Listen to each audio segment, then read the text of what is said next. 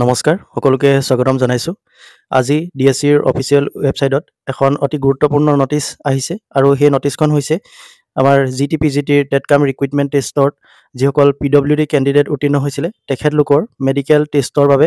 আৰু মোৰ চেনেলত বহুকেইজন তেনে কেণ্ডিডেট আছে যিসকলে মোক সঘনাই সুধি থাকে যে PWD সকলৰ মেডিকেল টেষ্ট কেতিয়া হ'ব বা PWD সকলৰ সংক্ৰান্তীয় বিভিন্ন কথা বতৰা তেখেতলোকে সুধি থাকে। গতিকে তেখেতলোকক ক'বলৈ পাই অতি ভাল লাগিছে যে তেখেতলোকৰ মেডিকেল টেষ্টৰ বাবে নটিচ প্ৰদান কৰিছে আৰু তেখেতলোকে মোক কেতিয়া হ'ব, কি তাৰিখে হ'ব সুধি থাকে।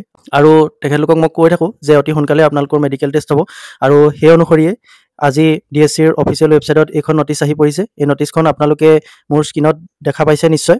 আৰু নটিচখন অনুসৰি আপোনালোকৰ ফিজিকেল যি টেষ্ট হ'ব, মানে মেডিকেল টেষ্ট হ'ব গুৱাহাটী মেডিকেল কলেজ এণ্ড হস্পিটেলত আৰু ONG একাডেমিক হল ফাৰ্ষ্ট ফ্ল'ৰত হ'ব।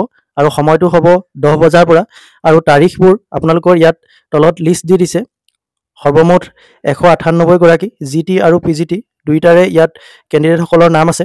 এই সকলোখিনিয়ে নিজৰ নিজৰ লিষ্টখনত যিটো ডেট আছে সেই ডেট অনুসৰি আপোনালোকে মেডিকেল ভেৰিফিকেশ্যনৰ বাবে যাব লাগিব। আৰু দুটা ডেটেই দিছে, 17 তাৰিখ আৰু 18 তাৰিখ। গতিকে এই দুটা দিনত কাৰ কোনটো দিনত আছে আপোনালোকে সেইটো চাই ল'ব। আৰু আপোনালোকে ডিএছচিৰ অফিচিয়েল ৱেবছাইটত গৈ পেলাই লেটেষ্টত যাব। তাত গ'লে আপোনালোকে নটিচখন পাব আৰু ডাউনলোড কৰি আপোনালোকে নিজৰ নিজৰ নামৰ এগেইনষ্টত কোন তাৰিখে আপোনালোকৰ মেডিকেল টেষ্ট হ'ব সেইটো আপোনালোকে চাই ল'ব।